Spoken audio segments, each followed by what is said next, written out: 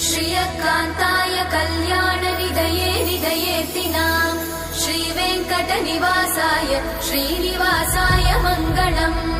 लक्ष्मी सविभ्रमालोक सुभ्रूविभ्रमचक्षुषे चक्षुषे सर्वलोकानां वेङ्कटेशाय मङ्गलम्। श्रीवेङ्कटाद्रिशृङ्गाग्रमङ्गलाभरणाङ्ग्रये मङ्गलानां निवासाय श्रीनिवासाय मङ्गलम्। सर्वावयव सौन्दर्य सम्पदा सर्वचेतसां सदा सम्मोहनायास्तु वेङ्कटेशाय मङ्गलम्। नित्याय निरवध्याय सत्यानन्दचिदात्मने सर्वान्तरात्मने श्रीमद् वेङ्कटेशाय मङ्गलम्।